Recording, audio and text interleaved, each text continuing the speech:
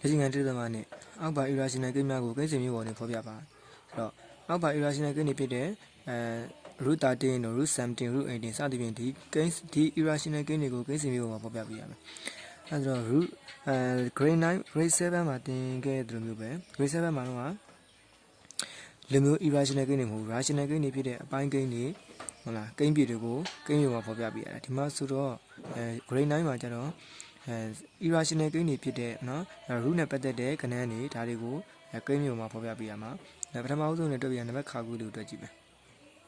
နော်နံပါတ်ခါကူကိုရပြီဆိုရင်ကာကြည့်ရမယ်ခငယ်ရမယ်ဟုတ်လားနံပါတ်ခါကူကိုအရင်တွေ့ကြည့်မယ်နံပါတ်ခါခွေးမှာဆိုလို့ရှိရင်နံပါတ်ခါခွေးက root 17အဲ့ဒီ root 17ကိုကိန်းစဉ်မျိုးမှာဘယ်လိုဖော်ပြမလဲဆိုတော့ကြည့်ရမယ် root 17ပထမဆုံးတော့ root ကိုမစဉ်းစားဘူးနော်ဆရာတို့ root ကိုမစဉ်းစားဘူးသူ့ကိုစဉ်းစားမလဲဆိုရင်အထက်ထက်ကဆက်ခွန်ကိုစဉ်းစားရမယ်ဆက်ခွန်ဆိုတာကဆက်ခွန်ရဖို့အတွက်ဆိုလို့ရှိရင်16နဲ့1နဲ့ပေါင်းရင်လည်းဆက်ခွန်ရမယ်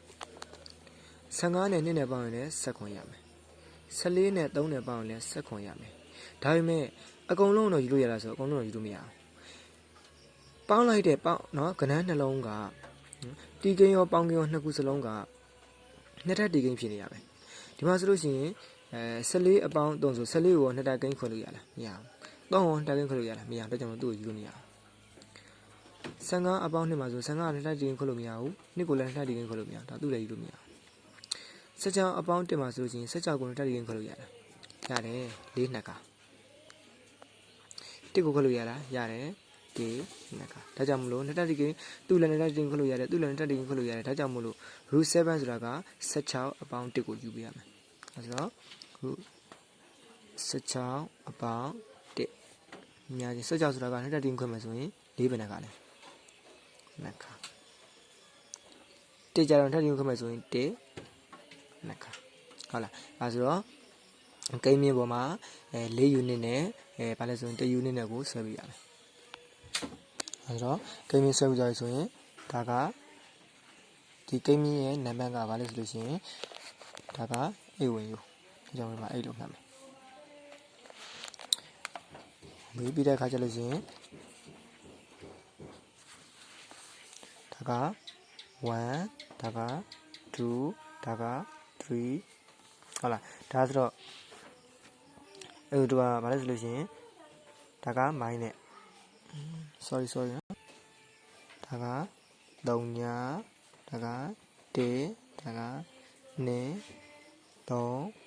4 5 6ခုံးလောက်တော့မရှိဘူးဒါပေမဲ့ပိုပိုလို့ဆွဲထားလိုက်တာခုံးအထိအနှုတ်ဘက်တော့မှန်တော့အနှုတ်မရှိဘူးအကုန်လုံးကအပေါင်းဘက်တွေမှာဖြစ်တဲ့အတွက်ကြောင့်မလို့အပေါင်းမှာပဲဆွဲရမယ်အနှုတ်ဘက်ကဒါရံဖန်ရံကားလေးထည့်ပေးထားတာအဲကြောင့်ကဲစတာပါနော်မြင်းနဲ့ရှေ့ကကဏ္ဍကို3ညမှတ်ကနေပဲစပြီးတော့ဆွဲရမယ်ရှေ့ကကဏ္ဍကတို့ကအပေါင်းဘက်ကိုဘယ်နည်းနဲ့တွားမှလဲဆိုရင်၄နှစ်ထပ်ဖြစ်တဲ့ကြောင့်မလို့အပေါင်းဘက်ကို4ယူနေတွားပေးရမယ်အဲဆိုတော့ဘယ်ကနေစသွားမလဲဆိုရင်ဒီ3ညမှတ်ကနေပြီးတော့ပဲစသွားမယ်3ညမှတ်ကနေစမယ်စပြီးတော့အပေါင်းဘက်ကိုဒီစီကိုဘယ်နည်းယူနေလဲဆိုရင်4ယူနေတွားမယ်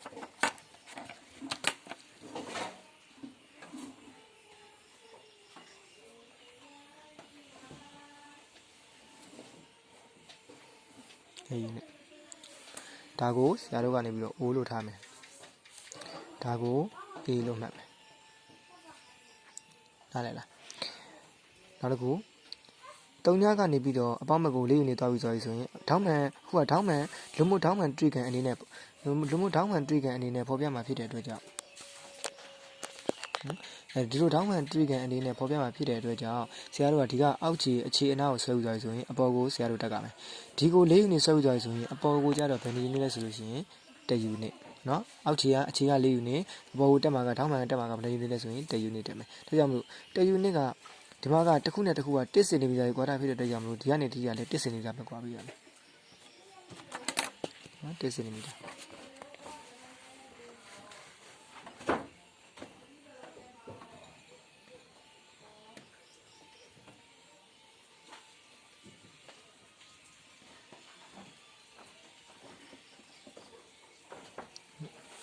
ဒါက OA ဒါကိုပြီးလို့မှ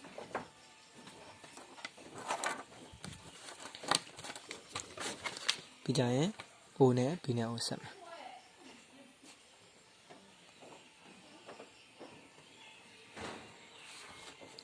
ဒါကဘာလဲဆိုလို့ရှိရင် square root of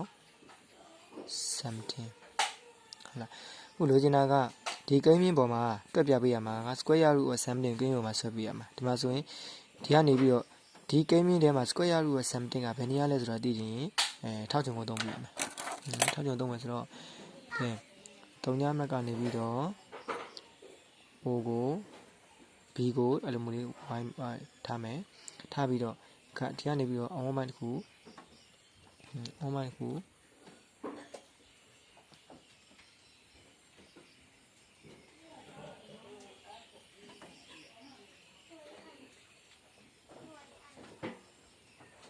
1ဆို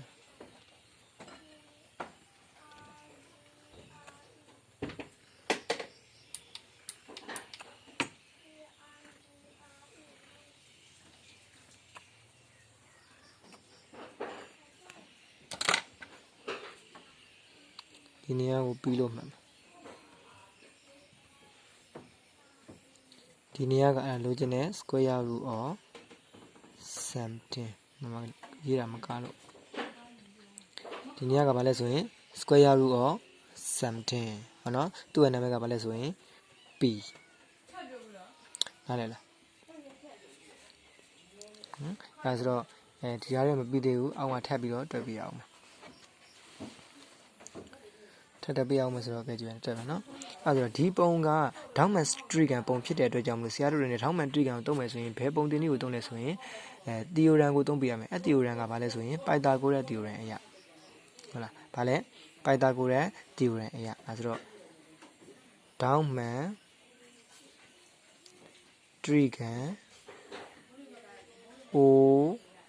A B တွင်Pythagoras theorem အရ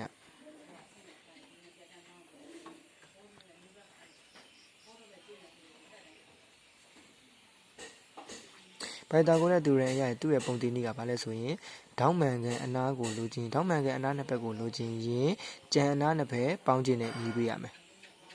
ဟုတ်လားထောင်းမှန်ကန်အနားနှစ်ဘက်ကဘာလဲဆိုလို့ရှိရင်ထောင်းမှန်နဲ့မျက်နှာချင်းဆိုင်နာရှိတဲ့အနားကိုထောင်းမှန်ကန်အနားလို့ခေါ်တယ်ဒါကြောင့်မလို့ထောင်းမှန်ကန်အနားကဘာလဲဆိုလို့ရှိရင် OB ဘယ်နှခါလဲဆိုရင်နှစ်ခါ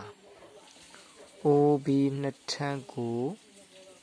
ဟုတ်လားကြံအနားနှစ်ဘက်ဆိုတော့ဘာလဲဆိုကြံအနားနှစ်ဘက်က OA နှစ်ထပ်နဲ့ OA နှစ်ထပ်နဲ့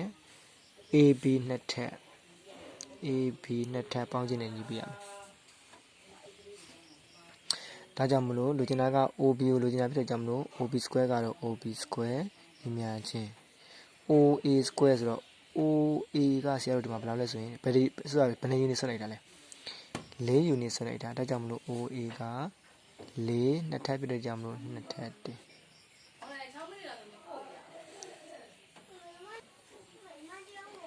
AB ဆိုလို့ရှိရင် AB ကဘယ်လောက်လဲဆိုရင် AB ကဒီမှာ1 unit ဆွဲထားဖြစ်တဲ့ကြောင့် AB နေရာမှာ1 OB square ညီမျှခြင်း4 4 4က16အပေါင်း1 တလီက1ဒါကြောင့် OB square ညီမျှခြင်း16ပဲတကယ်ပေါ့နော်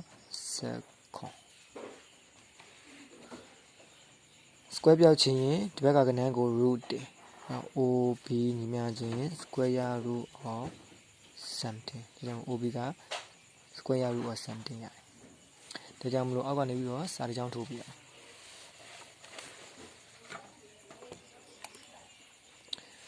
အောက်ကထိုးပြရမယ့်စာကဘာလဲဆိုရင်ထိုးကြောင့်နော်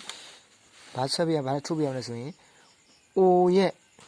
ဒီဘက်ကဘာလဲဆိုလက်ရပဲအပေါင်းပဲဆိုလက်ရပဲเนาะအဲဆိုတော့ O ရဲ့လက်ရပဲတွင်စာရေးမယ် OE လက်ရပဲတွင်OE လက်ရပဲတွင်ဟုတ်လား OE လက်ရပဲတွင် OB နဲ့အညီဖြစ်တဲ့ဘာကိုဆွဲလိုက်တာလဲ OP ကိုဆွဲလိုက်တာမလားဟုတ်လားဒီမှာဆိုတော့တန်ဖိုး root 70ကိုဆွဲလိုက်တာကတော့ဒီမှာပြီးလို့မှတ်ထားတယ်ဒါကြောင့်မလို့စာရေးတစ်ခါကျလို့ရှိရင် OB နဲ့ညီတဲ့ဘာကိုဆွဲလိုက်တာလဲဆိုရင် OP ကိုဆွဲလိုက်တာဒါကြောင့် O B ညီမြချင်း O P ဖြစ်စေရန်ဖြစ်စေဖို့အတွက်တဲ့ဒီအမှတ် P ကိုဘယ်မြင်းပေါ်မှာရွက်လဲဆိုရင် OH ဆိုတဲ့ဒီမြင်းပေါ်မှာဘာလို့ရွက်ထားလဲအမှတ် P ကိုယူတာဒါကြောင့်မလို့ OH ပေါ်တွင်